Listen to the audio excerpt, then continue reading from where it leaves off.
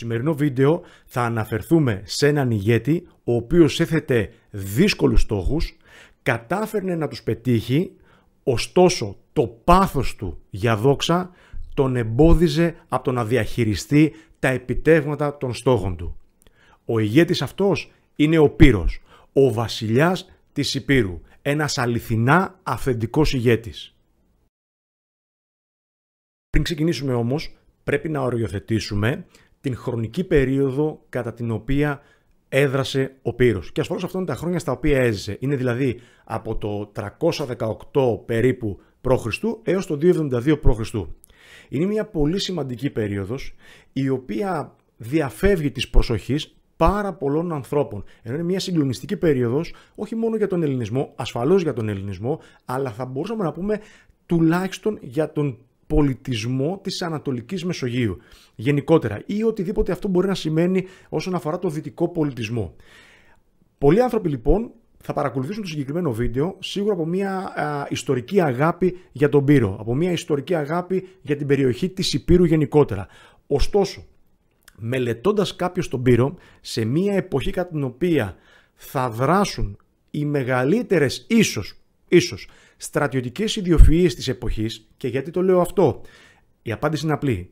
Οι περισσότεροι στρατηγοί, στρατιωτικοί, βασιλείς οι οποίοι εμπλέκονται, συγκρούονται την εποχή αυτή, είναι άνθρωποι οι οποίοι είτε πολέμησαν στο πλευρό του Μεγάλου Αλεξάνδρου, είτε είναι παιδιά αυτών των στρατηγών. Άρα όλοι αυτοί οι στρατηγοί, όλοι αυτοί οι βασιλείς έχουν γαλουχηθεί με τις ίδιες αξίες που είχε ο Μέγας Αλέξανδρος. Άρα λοιπόν ο Πύρος είναι ένας άνθρωπος ο οποίος τα βάζει με όλους αυτούς τους ανθρώπους. Δηλαδή συγκρούεται με ανθρώπους οι οποίοι δεν είναι υποδεέστεροι του, αλλά είναι στο ίδιο επίπεδο και σε κάποιες περιπτώσεις και σε ένα πολύ καλύτερο επίπεδο. Και δεν είναι μόνο αυτό ασφαλώς. Ο Πύρος ζει σε μία εποχή κατά την οποία έχουμε το τέλος του Μεγάλου Αλεξάνδρου και την εμφάνιση των διαδόχων του Μεγάλου Αλεξάνδρου, αλλά ταυτόχρονα έχουμε και την εμφάνιση της Ρώμης. Η Ρώμη είναι στην αρχή της, είναι στα ξεκινήματά της όπου αρχίζει τους κατακτητικούς πολέμους στην Ιταλική Χερσόνησο. Και με αυτή τη Ρώμη θα συγκρουστεί ο Πύρος. Αν λοιπόν σε ενδιαφέρει να βλέπεις κάθε φορά ένα τέτοιο βιντεάκι, το οποίο έχει να κάνει με ιστορία και ηγετικές δεξιότητες, τότε βρίσκεσαι στο κατάλληλο κανάλι. Απλά πρέπει να κάνεις μία εγγραφή και να χτυπήσεις το κουδουνάκι σου για να σου έρχονται ειδοποιήσεις κάθε φορά που ανεβάζω νέο βίντεο.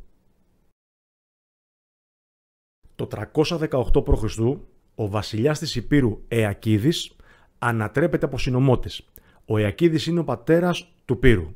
Ο Πύρος τότε είναι βρέφος και φυγαδεύεται από συντρόφους του πατέρα του στην Ηλυρία, όπου εκεί πέρα υιοθετείται από τον βασιλιά των Ηλυριών, τον Γλαυκία.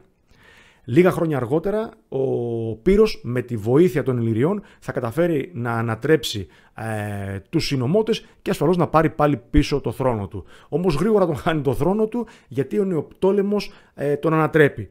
Όμως δεν το βάζει κάτω ο Πύρος, καταφέρει να ανατρέψει σε σύντομο χρονικό διάστημα τον Νεοπτόλεμο και πλέον να γίνει βασιλιάς της Υπήρου με τη βοήθεια ασφαλώς και των Ηλυριών.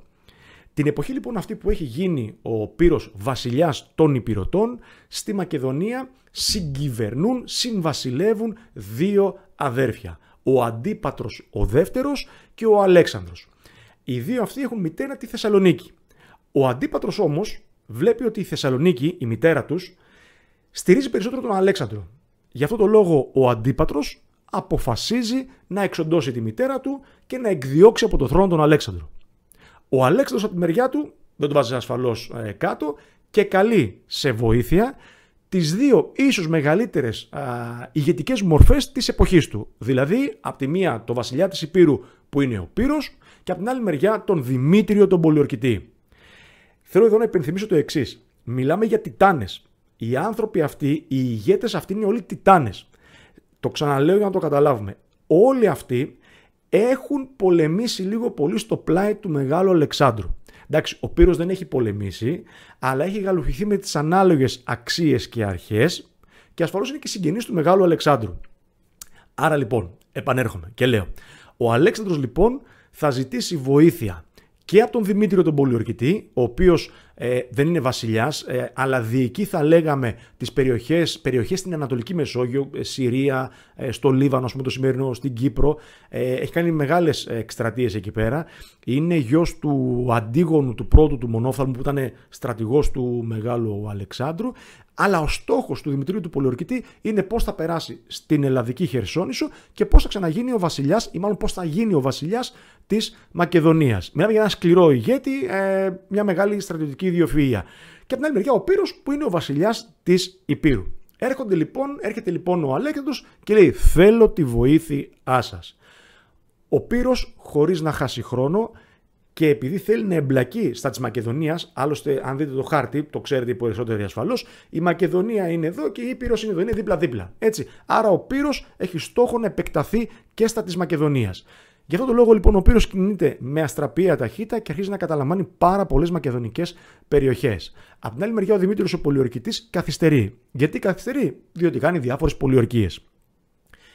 Βλέποντας τώρα όλη αυτή την κατάσταση, ο Λυσίμαχος, ο οποίος είναι ο βασιλιάς της Θράκης, Μακεδόνας στην καταγωγή και πρώην στρατηγός του Μεγάλου Αλεξάνδρου, δεν θέλει με τίποτα ένας μη Μακεδόνας να γίνει βασιλιάς της Μακεδονίας. Γι' αυτό προσπαθεί με διάφορα τεχνάσματα να εμποδίσει τον Πύρο να γίνει βασιλιάς. Ο Πύρος το αντιλαμβάνεται, όμως δεν επιθυμεί τη σύγκρουση. Ίσως να μην θέλει, ίσως να μην μπορεί. Σημασία έχει ότι δεν κάνει σύγκρουση και δεν κάνει πόλεμο με τον Λυσίμαχο.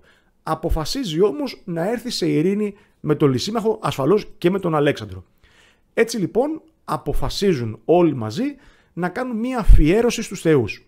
Παίρνουν λοιπόν έναν ταύρο, έναν κάπρο και ένα κρυάρι και είναι έτοιμοι να τα αφιερώσουν στους θεούς.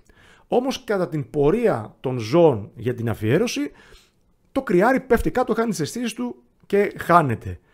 Οι περισσότεροι εκεί από το πλήθος βάλαν τα γέλια.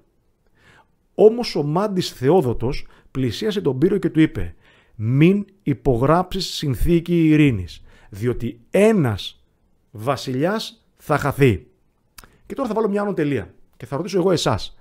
Εσείς τι θα κάνατε στη θέση του Πύρου? Θα ακούγατε το Μάντι? Για σχολιάστε μου, γράψτε μου κάτω στα σχόλια. Ο Πύρος ωστόσο θα ακούσει το Μάντι. Δεν θέλω αυτό να επηρεάσει τη δική σας σκέψη, είναι άλλο πράγμα εσείς τι θα κάνατε. Εδώ λέμε για τον Πύρο και είναι άλλο πράγμα που θα κάνατε εσείς. Ο Πύρος λοιπόν θα ακούσει το Μάντι και δεν θα υπογράψει την ειρήνη. Και ασφαλώς θα συνεχίσει τον πόλεμο. Όμως, όσο γίνονται αυτά τα γεγονότα, ο Δημήτριος ο Πολιορκητής έχει φτάσει στη Μακεδονία, έχει καταφέρει να εξοντώσει τον Αλέξανδρο και πλέον είναι θέμα χρόνου οι δύο στρατοί, του Δημητρίου του Πολιορκητή και του Πύρου, να έρθουν σε σύγκρουση. Και θα έρθουν σε σύγκρουση. Από ποιο γεγονός? Από το εξής. Ένας από τους καλύτερους στρατηγούς του Δημητρίου του Πολιορκητή, ο Πάνταυχος, θα καλέσει σε προσωπική μονομαχία τον Πύρο. Ο Πύρος ασφαλώς θα δεχτεί. Έτσι, ήταν στο χαρακτήρα του. Θα δεχτεί. Και θα μονομαχήσουν. Θα μονομαχήσουν πολύ σκληρά. Είναι αμφίροπη η μάχη, όμως ο Πύρος τελικά θα κερδίσει. Εδώ έχω εγώ μια ερώτηση για εσάς όμως. Το θεωρείτε πρέπον ένας ηγέτης να παρασύρεται σε μια προσωπική πρόκληση, ενώ έχει πίσω του να λογαριάζει ανθρώπινες ψυχές, πόλεις, εδάφη, συμφέροντα? Εσείς λοιπόν τι θα κάνατε? Εάν σας προκαλούσε ένας αντίπαλος ηγέτης, θα δεχόσασταν αυτή την πρόκληση με το ρίσκο το μεγάλο, εάν χάνατε, να μην χάνατε προσωπικά εσείς, αλλά να χάνατε πολλά πράγματα πίσω και ανθρώπους που σας αφορούν? Τι θα κάνατε λοιπόν εσείς σε αυτό το σημείο? Για γράψτε μου κάτω στα σχόλια. Εν πάση περιπτώσει, όπως είπα και πριν από λίγο, ο Πύρος με μεγάλη δυσκολία ασφαλώς, γιατί είπαμε και ο Πάνταυχος ήταν πάρα πολύ καλός μάχης, καταφέρει να τον κερδίσει. Από το σημείο αυτό και έπειτα ο Πύρος προσπαθεί να κατακτήσει τη Μακεδονία και να γίνει βασιλιάς της Μακεδονίας, όμως και ο Δημήτριος ο Πολιορκητής, όπως γνωρίζουμε, θα κάνω και ειδικό βίντεο για τον Δημήτριο τον Πολιορκητή, είναι πάρα πολύ σκληρός, πάρα πολύ ικανός και έχει μια στρατηγική ιδιοφυΐα η οποία θα βάλει stop στον Πύρο. Ο Πύρος λοιπόν, αντιλαμβανόμενος ότι δεν μπορεί να κατακτήσει όλη τη Μακεδονία, θα βγάλει από τη φαρέτρα του ένα ακόμη βέλος. Το βέλος το οποίο θα χρησιμοποιήσει λέγεται προπαγάνδα. Θέλω να πω το εξής λιγάκι εδώ πέρα. Τα γεγονότα όλα αυτά γίνονται σε ένα βάθος ετών. Δεν είναι από τη μια μέρα στην άλλη. Αυτό νομίζω είναι ξεκάθαρο. Έτσι. Άρα λοιπόν, σε βάθος κάποιων χρόνων γίνονται όλα αυτά. Εδώ λοιπόν τι κάνει ο Πύρος? Θα χρησιμοποιήσει την προπαγάνδα. Και τι θα κάνει δηλαδή? Θα στείλει μερικούς δικούς του στρατιώτες και υπηκόους, είτε Υπηρώτες είτε Μακεδόνες, στα μέρη και στα εδάφη που έχει και ελέγχει ο Δημήτρης ο Πολιορκητής. Και θα μεταφέρει στο λαό εκεί ότι ο βασιλιάς Πύρος είναι ο καλύτερος βασιλιάς που έχει υπάρξει ποτέ, είναι αυτός που αγαπάει και φροντίζει το λαό του, και το γεγονός αυτό ασφαλώς, σε αντίθεση με τη συμπεριφορά του Δημητρίου του Πολιορκητή, ο οποίος είναι αλαζόνας, είναι σκληρός απέναντι στο λαό του, θα έχει σαν αποτέλεσμα ένα μεγάλο μέρος των Μακεδόνων να πάει με το μέρος του Πύρου. Και έτσι ο Πύρος να γίνει βασιλιάς της Μακεδονίας. Για μικρό χρονικό διάστημα, διότι εδώ έρχεται πάλι ο Λυσίμαχος, ο βασιλιάς της Θράκης, ο οποίος δεν υπήρχε περίπτωση να αφήσει έναν ξένο να γίνει βασιλιάς της Μακεδονίας. Ο Λυσίμαχος ασφαλώς είχε κάνει πρώτα κάποιες συμμαχίες, κάποιες συνθήκες ειρήνης, για να μπορεί να είναι και αυτός βέβαιος ότι θα αντιμετωπίσει με ικανοποιητικό και αποτελεσματικό τρόπο τον Πύρο. Τελικά ο Πύρος θα ιτηθεί και θα αναγκαστεί να επιστρέψει στο βασίλειό του στην Ήπειρο. Αυτή λοιπόν ήταν η δράση του Πύρου στην Ελλάδα. Αυτό είναι λοιπόν το πρώτο μέρος αυτού του βίντεο με τον αυθεντικό ηγέτη Πύρο.